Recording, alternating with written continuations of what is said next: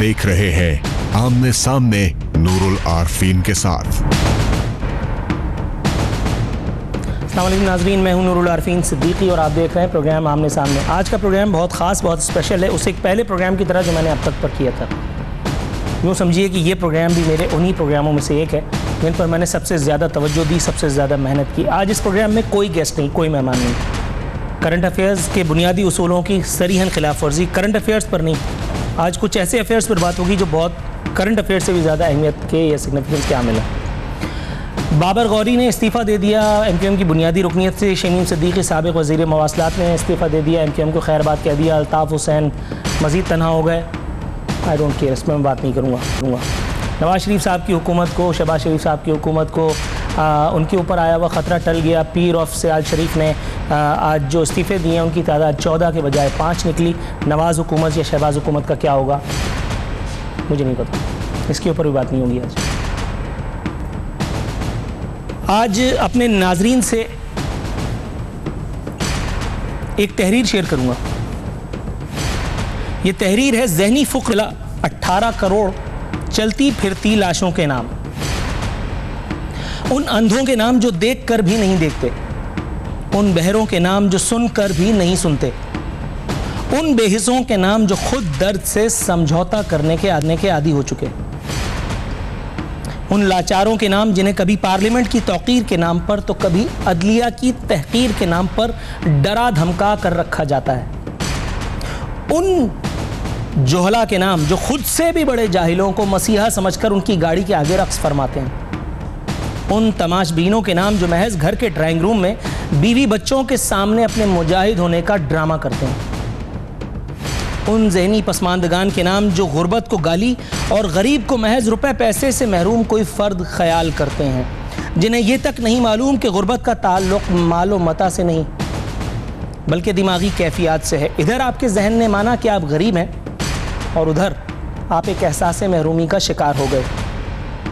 गरीब वो नहीं जिसके पास पैसे ना हो, बल्कि गरीब तो वो है जिसके पास दिल ना हो, दिमाग ना हो, हौसला ना हो और सबसे बढ़कर सलाहियतें ना हो, जिसके बाजुओं में इतनी सकत ना हो कि इख्तियारी तौर पर माथे पर आए अपने बालों को हटा भी सके, जिसकी टांगों में इतनी जान ना हो कि खुद अपने वजूद को अपनी मर्जी से कुछ देर के लिए ही सही मगर संभाल सके।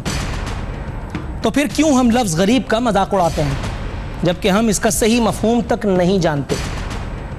तो फिर क्यों इस लफ्ज़ का इस्तेमाल, इसका इस्तेहसाल करते हैं जबकि हमारे अपने नबी पाक, वो जिनको अल्लाह रब्बुल इज़्ज़त ने रोज़े हश्र शफ़ाअत का एज़ाज़ बख्शा, वो मोहम्मद मुस्तफ़ा सल्लल्लाहु अलैहि वसल्लम भी गुर्बत के इसी एज़ाज़ से तो सरफराज किए गए थे, मगर ऐसा गरीब न ज़मीन ने कभी देखा और न ही आसमान कभी दोबारा देखेगा, जो इख्तियारी तौर पर दुनियावी आसाइशों से एतराज़ और फ़ुक्र के शब रोज़ गुजारने के बावजूद इज़्ज़त नफ्स, खुददारी, हिकमत और दानाई जैसी नेमतों से मालामाल थे, जिन्होंने कभी अपने और यहाँ तक कि अपनी आल तक के लिए रब्बुल इज़्ज़त से सवाल तक न किया, वगरना क्या वो जिनके लिए ये दुनिया तख्लीक की गई, ज़मीन और आसमान बनाए गए, इन फ़ज़ाइल रब्बी से इस्तिफ़ादा न करते? बस साबित हुआ कि गुर्बत सोच से महरूमी और इरादों की कमज़ोरी का नाम है और कुछ नहीं। तो फिर क्यों वो जिनके हुकूक पर सुबह शाम डाका मारा जाता है, जिनके मफादात को कभी जमहूरियत की बका और कभी वसी तर कौमी मफाद के नाम पर कुचला जाता है, जिनके खून से जमहूरियत के मुगन्नी गफलत की, खुदगर्जी की और यहाँ तक के जराइम की अलिफ लैला तक रकम करते चले जा रहे हैं, क्यों उन बेहिस्सों को हिस नहीं आती? क्या अभी वो वक्त नहीं आया कि खलीफा दोम और मुराद रसूल सैयदना उमर बिन ख़त्ताब रज़ी अल्लाह ताला अन्हु के उस फरमान का मफ़हूम हम पर ज़ाहिर हो सके कि ज़ालिम को जुल्म से न रोकना दरअसल मज़लूमों पर मज़ीद जुल्म ढाने के मुतरादिफ है। कभी कौम, कभी मज़हब व मसलक और कभी लिसानी सियासत के नाम पर धोखा खाने वाले ये क्यों नहीं समझ लेते कि ये सब एक मखसूस सोच के तहत और मुनज़्ज़म तरीक़े से खेले जाने वाले साजिशी खेल का हिस्सा है, जिसके तहत अवाम को, मुझको और आपको, हमारी आने वाली नस्लों को उन बुनियादी सहूलियात बल्कि ज़रूरियात ज़िंदगी से महरूम रखा जा रहा है जो हर महज़्ज़ब मुल्क और मुआशरे में अवाम को हासिल है। क्या नबी करीम सल्लल्लाहु अलैहि वसल्लम ने इरशाद न फरमाया था کہ رعایا پر ظلم ڈھانے والا حاکم قیامت کے روز اللہ کے عرش کے سائے تک کو ترسے گا، تو پھر کیوں وہ تمام جنہیں روز محشر یہ سبکی اٹھانی ہی ہے ہمارے ووٹوں سے ان نوٹوں میں نہا رہے ہیں جو ہمارا مقدر ہونا تھے؟ اگر ہو سکے تو سوچئے گا، حالانکہ میں جانتا ہوں کہ آپ کے پاس سوچنے تک کو فرصت نہیں۔ والسلام، ایک ناراض پاکستانی۔ یہاں پروگرام میں وقت ہوا ایک مختصر سی کمرشل بریک کا۔ بریک سے واپس آئیں گے ایک نئے موضوع پر، ایک ایسے موضوع پر جس پر اب تک پاکستانی میڈیا میں تو میری نالج کے مطابق کسی نے بات نہیں کی، لیکن آج میں وہ بھی کروں گا انشاءاللہ تعالی بشرط زندگی۔ بریک سے واپس آتے ہیں۔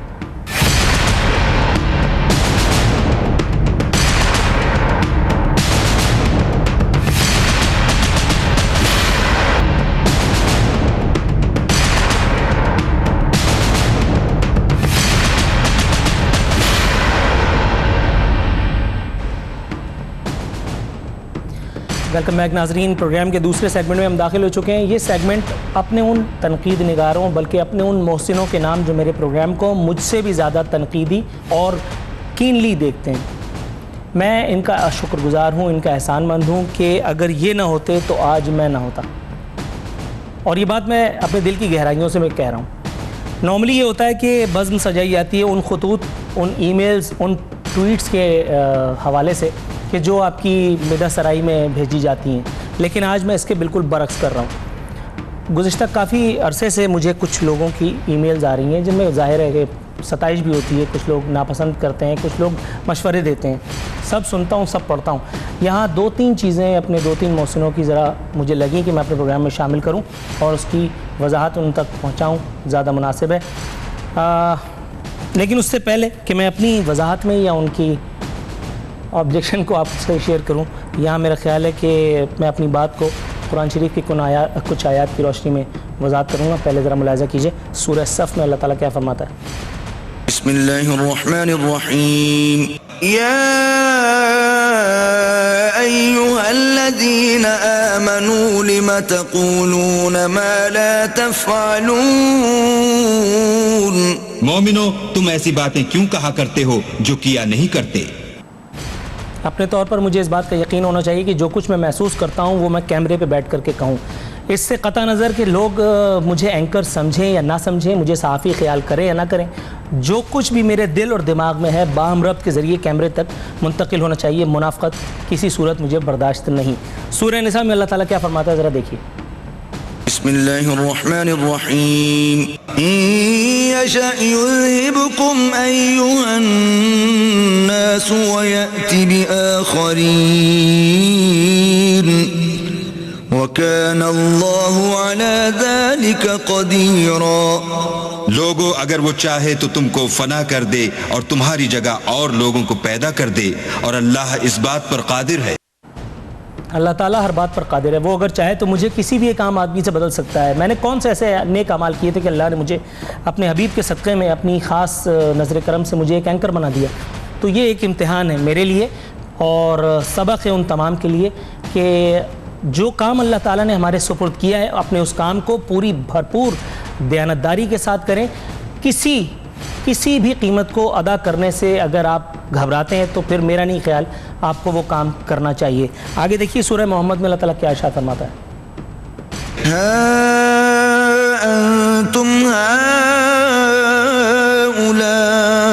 هؤلاء تدعون لتنفقوا في سبيل الله فمنكم من يبخل ومن يبخل فإنما يبخل عن نفسه والله الغني وأنتم الفقراء وإن تتولوا يستبدل قوما غيركم ثم لا يكونوا أمثالكم۔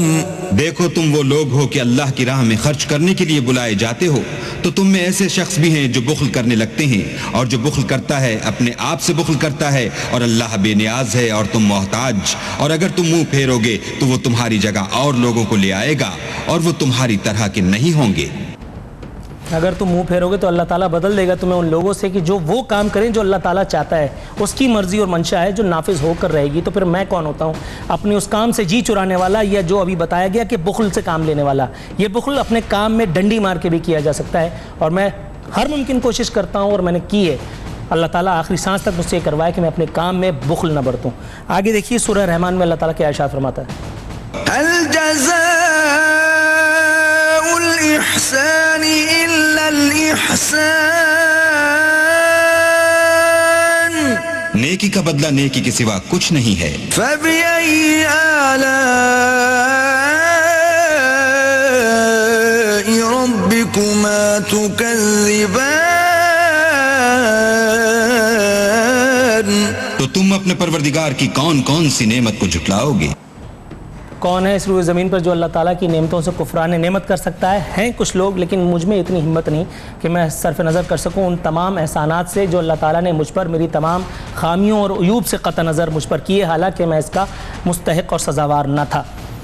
اب آپ ملاحظہ کیجئے مولانا طارق جمیل کے بیان کی ایک چھوٹی سی ویڈیو، جس میں مولانا طارق جمیل نے وہ تمام باتیں کہہ ڈالی ہیں جو شاید میرے دل میں اس وقت ہیں مگر میں وقت کی کمی کے سبب کہہ نہیں پا رہا. ذرا ملاحظہ کیجئے. 3 کام جو کرے گا کبھی عزت نہ دیکھے گا. 3 کام جو کرے گا کبھی عزت نہ دیکھے گا. اور 3 کام جو کرے گا کبھی ذلت نہ دیکھے گا. 3 کام جو کرے گا کبھی ذلت نہ دیکھے گا. 3 کام جو کرے گا کبھی ذلت نہ دیکھے گا. جو جھوٹ بولتا ہے، جو ظلم کرتا ہے، جو دھوکہ دیتا ہے. جو جھوٹ بولتی ہے، جو ظلم کرتی ہے، جو دھوکہ دیتی ہے، عزت کے خواب دیکھنے چھوڑ دے. ذلت مقدر ہے اس جہان میں اس جہان. جو جھوٹ بولتا ہے، جو ظلم کرتا ہے اور جو دھوکہ دیتا ہے. جھوٹ میں نہیں بولتا، ہر ممکن کوشش کرتا ہوں کہ نہ بولوں. ظلم کرنے کی میری کیپیسٹی نہیں ہے، اللہ کرے کہ کبھی ہو بھی نہ.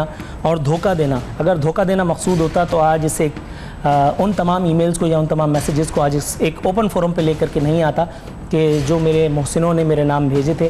اسے بڑی آسانی سے اوائڈ بھی کیا جا سکتا تھا، لیکن میں خود چاہتا تھا کہ کسی کو دھوکے میں نہ رکھا جائے.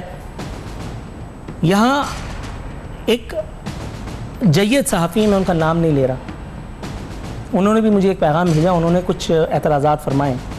بینگ سینئر مجھے ان تمام اعتراضات کی قدر ہے. آپ نے فرمایا کہ میں صحافتی اخلاقیات کی پاسداری نہیں کرتا. آپ نے ٹھیک فرمایا. میں دراصل صحافی ہوں بھی نہیں. میں وہ ایک عام آدمی ہوں جسے قسمت سے اللہ تعالیٰ کی مہربانی سے ایک لاٹھی مل گئی ہے تاکہ وہ لوگوں سے پوچھ سکے، وہ جسارت کر سکے اگر تو جسارت کر سکنے کی پوزیشن میں ہے. لوگوں کو اللہ تعالیٰ نے کسی نہ کسی حوالے سے اس کے سامنے جواب دہ کر دیا ہے. محض ایک کسی پروگرام کے پیڈسٹل سے ہی صحیح، کسی چینل کے تھرو سے ہی. کتنے سارے لوگ ہیں جن کے دلوں میں سوالات ہوتے ہیں مگر وہ پوچھنے کی پوزیشن میں نہیں ہوتے. کچھ لوگ پوزیشن میں ہوتے ہیں اور مٹھائی کی دکان چلا کر کے 8 بجے 9 بجے 10 بجے 11 بجے اور وہ اپنے گھر چلے جاتے ہیں جسٹ کہ ان کے پاس اپنی ایک PR اسٹیبلش ہو. مجھے اس قسم کا کوئی مرض لاحق نہیں ہے. آپ نے درست فرمایا، میں صحافی نہیں ہوں. میں وہ ایک عام آدمی ہوں جس کے دل میں سینکڑوں ہزاروں کروڑوں سوالات ہیں اور وہ ان کے جواب کو سننا چاہتا ہے. آپ نے فرمایا میں عمر کا لحاظ نہیں کرتا. یہ بات آپ نے 16 آنے درست فرمائی. میں عمر کا لحاظ نہیں کرتا.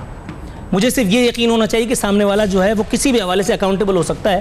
میں اس کو اپنی ممکن حد تک بے بس کرنے کی پوزیشن میں ہوں. میں وہ کام کروں گا. اس کا ایک ذرا موازنہ آپ کی خدمت میں پیش کر دیتا ہوں.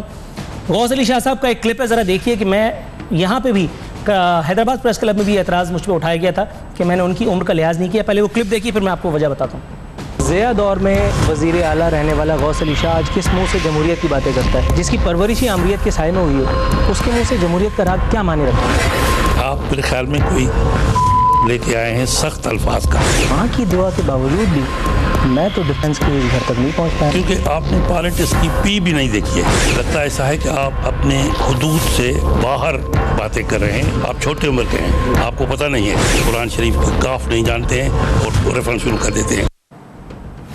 قرآن شریف کی کاف نہیں جانتے ہیں اور اس کے بعد میں ریفرنس دینا شروع کر دیتا ہوں. اور اس کے بعد تاریخ نے وہ دیکھا جو میں نے دیکھا مگر شاید آپ نے نہیں دیکھا. یہ غوث علی شاہ صاحب جو اس وقت مجھے میری حدود و قیود کا خیال دلا رہے تھے، مجھے میری چھوٹی عمر کا، میرے کم تجربے کا تانا دے رہے تھے، اس کے بعد سے آج تک آج بھی یہ صرف ماتم بیوگی کر رہے ہیں نواز شریف صاحب کے خلاف. نواز شریف صاحب حکومت میں آئے، نواز شریف صاحب نے انہیں نو لفٹ کا بورڈ دکھایا اور اس کے بعد یہ جا کر کے سکھر میں جلسہ کر رہے ہیں جی ڈی اے کے ساتھ.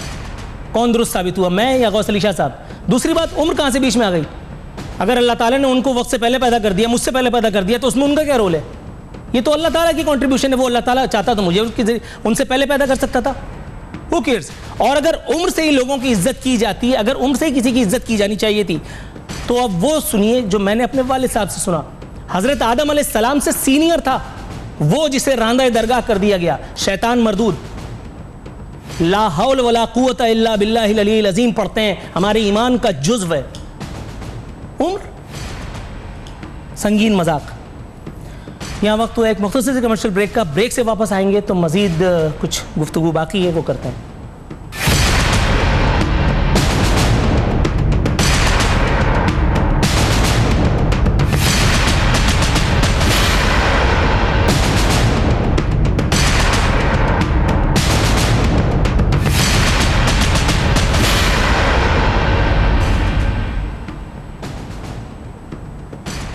ویلکم بیک ناظرین. پروگرام کے اختتامی مرحلے میں پہنچ چکے ہیں. الزام ہے فور سائٹنس کا نہ ہونا یا ویژن لیس ہونا. پیش خدمت ہے اس کا ایک ناقابل تردید ثبوت.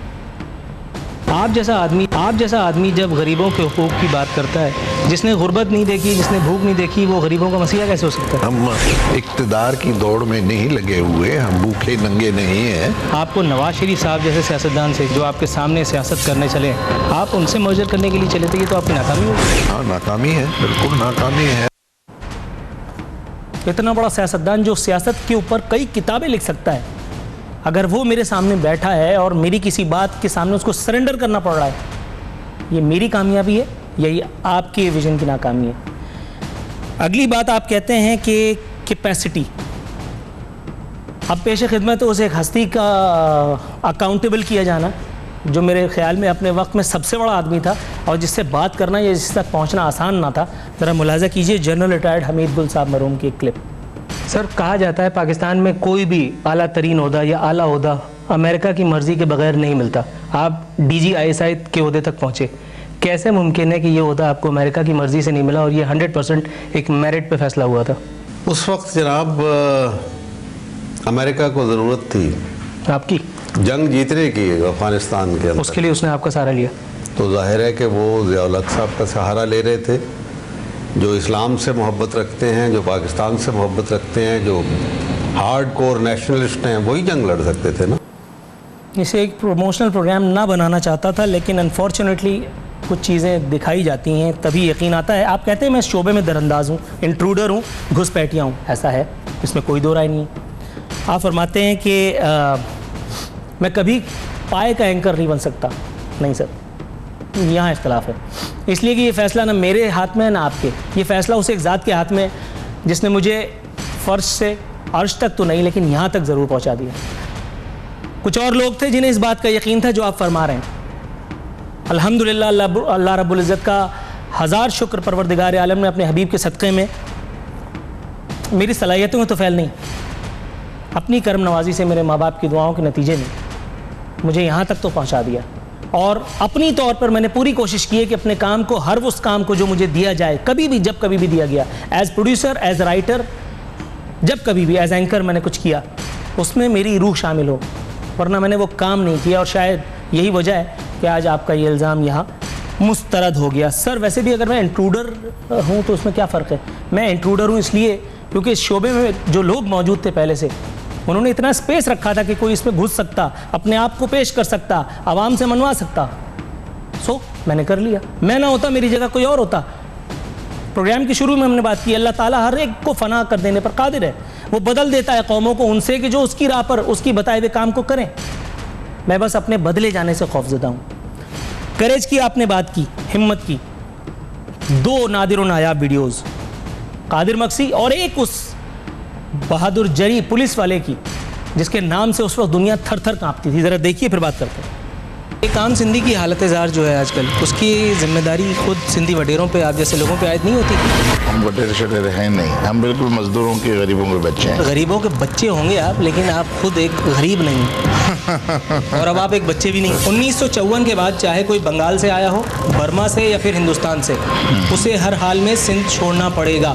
یہ مصطفیٰ قریشی کی کسی سندھی فلم کا اثر تھا یا اس روز گرمی زیادہ تھی؟ کیونکہ سی ایم آپ ابھی تک بنے نہیں، دھمکی دینے والے آپ کون ہوتے ہیں؟ آج جو سندھ 2000 روپے سال میں ریونیو جنریٹ کرتی ہے، اس کے بچے آج خودکشیاں کر رہے ہیں۔ آپ یہ دکھڑا رو رہے ہیں کہ آپ کا وطن چھن گیا۔ آپ کا وطن اگر ہندوستان ہے تو ہندوستان جائیے، یہاں کیا کر رہے ہیں؟ لیڈر تو آپ پاکستان کے لوگوں کے بنے ہوئے۔ کیوں میں ہندوستان جاؤں گا؟ 100 روپے میں رشوت لینے والا ایک معمولی ASI آج اتنا انفلوئنشل، اتنا با اثر SSP بنا ہوا ہے۔ یہ بھی آپ کا کہنا غلط ہے کہ 100 روپے لینے والے ASI 150 ہوگا سر، 200 150 میں لیا نہ 100 لیا نہ ہمارے پیسہ کچھ چارج ہے۔ آپ آخری افسر تو نہیں ہے جس نے ملزمان کو پولیس مقابلوں میں مارا ہے؟ آپ کو اتنی سیکیورٹی، اتنا VIP protocol, bullet proof, bomb proof گاڑی کیوں مل گئی؟ جتنی تھریٹ مجھے ہے، اتنی شاید ہی کسی کو ہو، اس کے باوجود بھی میں کام کرتا ہوں تو ظاہر ہے مجھے لوگ دیتے ہیں۔ آپ کی آستین ہمیشہ اوپر ہی رہتی ہے، بدماشی کا شوق شروع سے ہے، یہ گرمی زیادہ لگتی ہے؟ جب گرمی ہوتی ہے سب لوگ آستینیں اوپر چڑھا دیتے ہیں، میری آستینوں پہ آپ کو اعتراض ہے؟ کچھ کہے بغیر وقت کی کمی کا ادراک رکھتے ہوئے عزیر بلوچ اور ذوالفقار مرزا، ملاحظہ کیجیے۔ آپ لیاری کے ڈان ہیں؟ نہیں، لیاری کا ڈون نہیں ہوں۔ اس ڈان نے، عزیر بلوچ نے آج تک خود کتنے قتل کیے؟ میں نے چونٹی بھی نہیں مارا ہے۔ یہ آپ واحد ڈان ہوں گے دنیا کی تاریخ میں جس نے آج تک چوٹی بھی نہیں ماری۔ میں نے قتل کیا ہے عوام کے روزگار کے مسئلے میں۔ غربت کا گانا تو جو ابھی آپ سنا رہے تھے وہ صحیح ہے، اسی غربت کا دکھ دور کرنے کے لیے آپ نے اپنے گھر میں سوئمنگ پول بنا رکھا ہے؟ نہیں، میرے اللہ نے مجھے دیا ہوا ہے سوئمنگ پول، پیسے دیے ہوئے، میں سوئمنگ پول بھی بناؤں گا، بلڈنگ بھی بناؤں گا۔ ریٹ قائم نہیں کرنے دی مجھے رحمان ملک نے اور چیف منسٹر نے، اس لیے میں نے ہتھیار دیا۔ یار آپ لوگوں پہ فائرنگ کی تھی، اچھا کیا تھا، خدا کرے ابھی یہ انٹرویو دے کے دوبارہ فائر کرے، اللہ کرے آپ کو اٹھا کے لے جائے ولی بابر کی طرح۔ ڈاکٹر ذوالفقار مرزا تم لوگوں سے دشمنی لے کے کراچی میں بیٹھا ہوا ہے، تم کیوں نہیں آ کے کراچی میں بیٹھ سکتے ہو؟ اس سے پولیٹیکل پارٹی، آپ کو آپ کی ماں کی قسم ہے، آپ مجھے بتائیں زبردستی ووٹ نہیں لیتے؟ اگر آفاق احمد جیل میں رہ سکتا ہے تو میں بھی جیل میں رہنا چاہتا ہوں، میں اس سے تربیت لینا چاہتا ہوں۔ اپنی زندگی پر کوئی ڈاکیومنٹری بنا کر دوسروں کو بور کرنے کا مجھے کوئی مرض لاحق نہیں، لیکن انفارچونیٹلی یہ ساری چیزیں دکھانا اس لیے ضروری تھیں تاکہ آپ کی تشفی کروا سکوں۔ آخری اعتراض جو آپ نے مجھ پر کیا سر وہ یہ تھا کہ گزشتہ پروگرام میں میں نے راحیل شریف صاحب پر کافی اعتراضات اٹھائے۔ یہ اعتراضات اٹھانے والا میں کون ہوتا ہوں؟ میں نے خود پاکستان کے لیے کیا کیا؟ ویسے تو میں نے جو کچھ کیا وہ میرے اور میرے رب کے درمیان ہے، حالانکہ وہ آڈیو وہ آن ایئر جا چکا ہے، لیکن اگر آپ کی نظروں سے نہیں گزرا تو میں کیا کر سکتا ہوں؟ لیکن سب سے پہلے میں یہ کلیریفائی کر دوں کہ سر سرحد پر پہرا دینے والے، رات کو پہرا دینے والے اس ایک شخص کے بارے میں کہ جس کی وجہ سے قوم میں احساس تحفظ پیدا ہوتا ہے، اس کے لہو کی حرمت کے بارے میں، اس کی درجات کے بارے میں اللہ اور رسول بہت کچھ کہہ چکے ہیں۔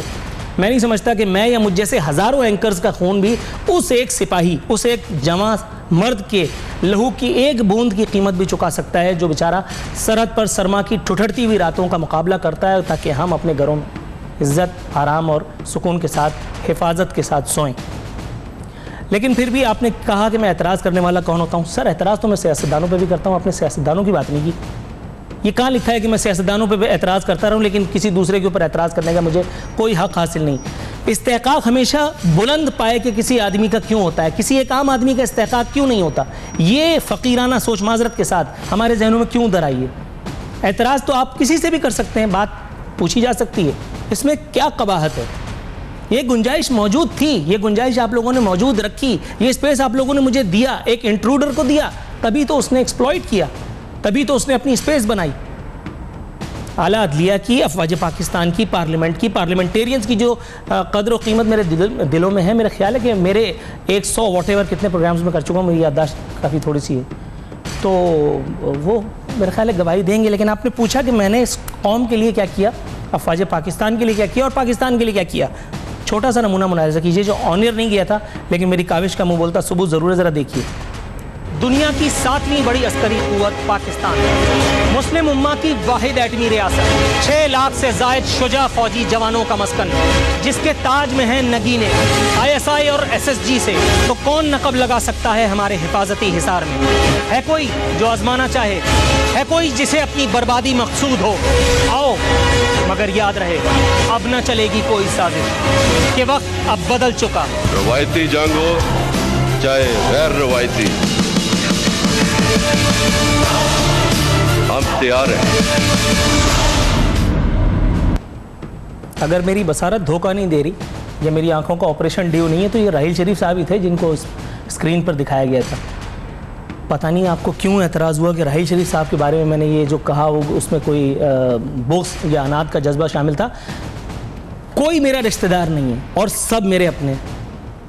میرا خیال ہے اسی ایک سیٹ پر، اسی ایک جگہ پہنچ کر یہ احساس آپ کے اندر، میرے اندر ضرور ہونا چاہیے۔ جب ہم صحافی ہوتے ہیں، بلکہ میں تو صحافی ہوں نہیں، میں صحافی کیوں کہہ رہا ہوں اپنے آپ کو، آپ تو مجھے اینکر بھی نہیں کہہ رہے، چلے اگر کوئی مجھے اینکر مانتا ہے تو مجھ سے کہوں اگر کوئی اینکر ہے تو اس کے پاس ایک کیپیسٹی ہوتی ہے، اس کے پاس ویژن ہوتا ہے، اس کے پاس فورسائٹنس ہوتی ہے، وہ تجزیہ کر سکتا ہے۔ اینکر کا کام صرف سوال پوچھنا تو نہیں ہے۔ کوئی کہتا ہے کہ میرے معصومانہ سوالات، یہ اول تو یہ جملہ ہی مجھے زہر لگتا ہے۔ سوالات معصومانہ نہیں ہوتے، یا تو وہ جارحانہ ہوتے ہیں یا تو وہ احمقانہ ہوتے ہیں۔ کان پک گئے میرے یہ سن سن کر کے معصومانہ سوالات۔ خدا کا خوف کرو یار، PR کے لیے کوئی اور کام بھی کیا جا سکتا ہے۔ کیا ضرورت ہے کہ رات کو بیٹھ کر کے ٹی وی اسکرین پر لوگوں کو بور کیا جائے جسٹ بیکاز کہ میرے تعلق کسی ایک پولیٹیشین سے یا کسی ایک واٹ ایور سے بن جائے؟ یہ کام تو آف اسکرین بھی ہو سکتا ہے، لیکن وہ کام جو اللہ رب العزت نے مجھے سونپا ہے، غلطی سے ہی صحیح، آپ نہ مانیں، آپ نہ مانیں۔ دوسری بات، دستار کے ہر پیج کی تحقیق ہے لازم، دستار کے ہر پیج کی تحقیق ہے لازم۔ ہر صاحب دستار معزز نہیں ہوتا۔ ایویلیویٹ کرنے میں کیا حرج ہے، پوچھنے میں کیا قباحت ہے؟ اس ذہنی فقر سے دعا ہے اللہ رب العزت ہمیں سب کو نجات دے، پروردگار ہمیں وہ جرت دے، وہ جسارت دے، وہ بصارت دے، وہ سماعت دے کہ جو اس کی کہی کہہ سکیں، سن سکیں، سوال پوچھ سکیں، کیونکہ سوال نہ پوچھ کر یہ حالت ہوئی ہے۔ اور جو سوال پوچھ رہا ہے آپ نے اسے کٹہرے میں کھڑا کیا، آپ نے تو آف ایئر کیا تھا، میں نے اس کو خود آن ایئر کیا، صرف اس لیے کہ شاید میرا پیغام محبت بن جائے اور لوگوں تک پہنچ جائے۔ ناظرین، اسی کے ساتھ ہمارے پروگرام کا وقت اب ختم ہوا۔ نور العارفین صدیقی اور آمنے سامنے کی ٹیم کو اجازت دیجیے۔ فی امان اللہ۔